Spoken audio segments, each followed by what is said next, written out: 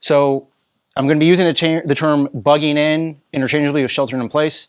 When you hear bugging in, it's just in contrast to bugging out, which is like a prepper term for GTFO, getting the out. And yeah, and another acronym is SHTF, stuff hitting the fan. So I probably should cover that category of how to basically during a SHTF before the lunch comes, because one thing that people don't think about is what happens when the municipal power goes down, the municipal water plant goes down, and you go to flush the toilet and nothing happens. That's going to get real bad real quick with each passing day, with each passing BM, with each additional person in your house. So there's a lot of things that we'd rather not think about, but you're a lot better off thinking about them now than when you're forced to later.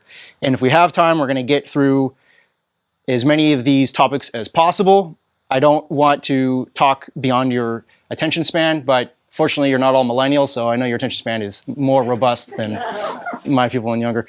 So shelter in place, also known as bugging in, is generally the preferred option. And why would that be over bugging out, for example? Why do you think sheltering in place would be preferred? Your housing. Yep, yeah, so shelter. Well, it also could be dangerous and you don't know about traffic. You can run out of gas. Absolutely. Absolutely. So is everybody familiar with the Paradise Fire a few years ago? Yes. So over 5 people died in their cars evacuating. And the traffic just became like an LA-style gridlock.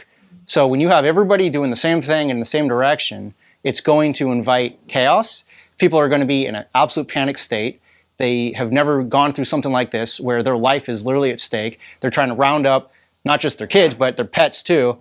And most of the time you are just going to have to triage. You're going to have to decide who and what are we going to leave behind and what can we grab in a moment's notice to get out. So bugging out is important when you obviously have no choice. You don't have to necessarily wait for the mandatory evacuation order.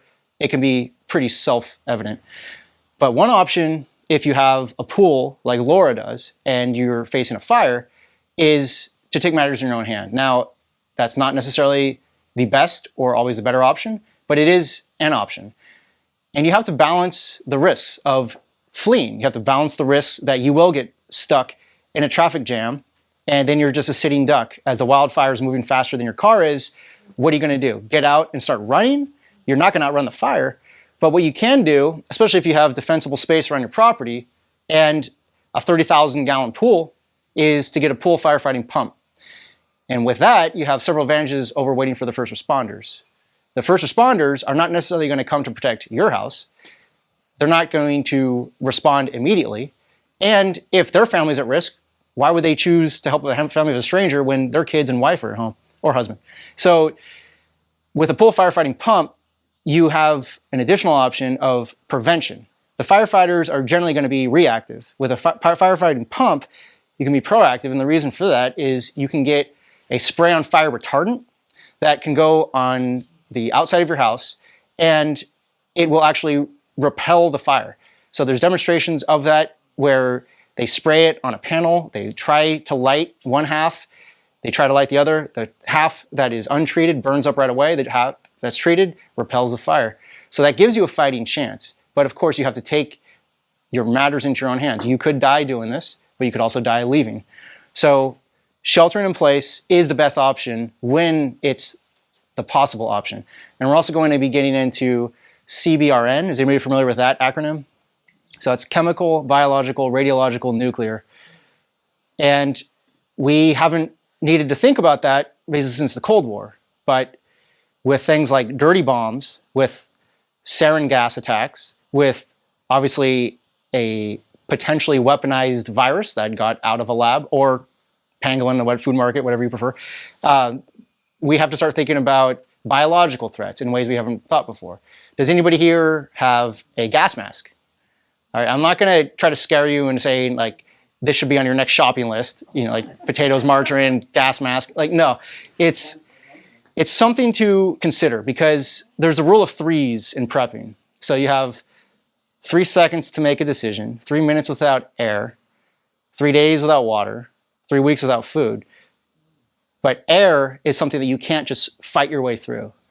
And it kills within minutes. And there's a video of a goat that they're doing a demonstration on. This is a video from the 60s because I don't think they could get approval to do it in the year 2022. And it shows how quickly the biological agent just completely takes over the goat. It starts convulsing, passes out, and dies.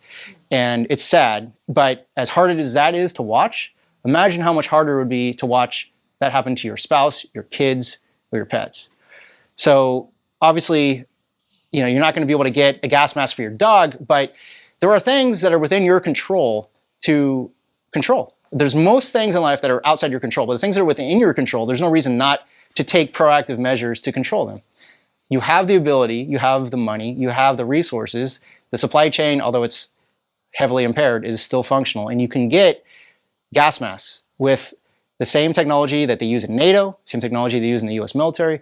They're legal in this country. Some countries ban them. And it protects you, your whole face, your eyes, your nose, your throat, from a chemical attack, a biological attack, a radiological attack, a nuclear attack. Your N95 mask is not going to protect you from most of those threats. And if your N95 is made in China, it's probably not even an N95. I'm not going to make it political, but that is the reality. They did tests during 2020 of Chinese masks that were labeled as N95. Some of them were as bad as an N11. So it's worse than having no mask because you have a false sense of security.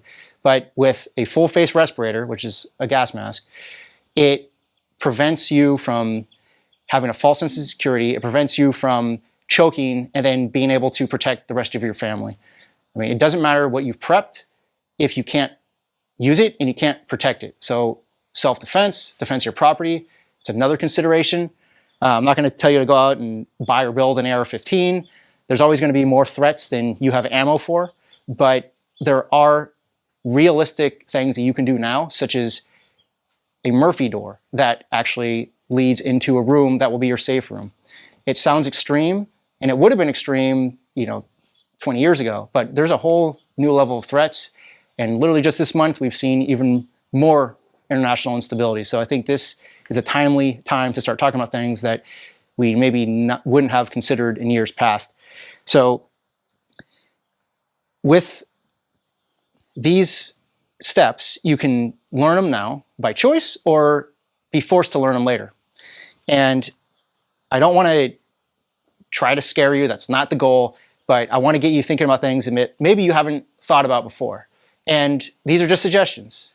They're there for you to decide what you want to take away and what you might be interested in following up on. And also, I'll show my contact info at the end. If you have follow-up questions, you want me to put together a list of the items that I presented, I also want to post the video, but I can give you Amazon links. I try to locate everything on Amazon. It's just much easier for people to buy and have delivered than to go to some of these tactical shops. I will talk about, this tactical bag for a bug-in bag. I think it's important to have a kit at your house, even though you have extension cords in one area of the house, and you have food in the other area, and you have water in another, and your clothes in another. What happens if you do need to quickly isolate yourself into a room? And it's not that, ISIS is going to drop a chemical bomb or dirty bomb on us. It's that there are industrial accidents that happen all the time. And how far away from San Onofre? They still have radioactive material there. And we're often downwind from that. So you could just assume that bad things won't happen because they haven't happened yet, or you could take some reasonable precautions. And, for the money that you'd spend on maybe some nice throw pillows for your living room, you could get a gas mask. You could get some realistic supplies that could literally save your life. So there are very few things that are more important than things that could mean the difference between you perishing immediately versus you outlasting a threat that most people will not. So how to preserve your food, which is crucial.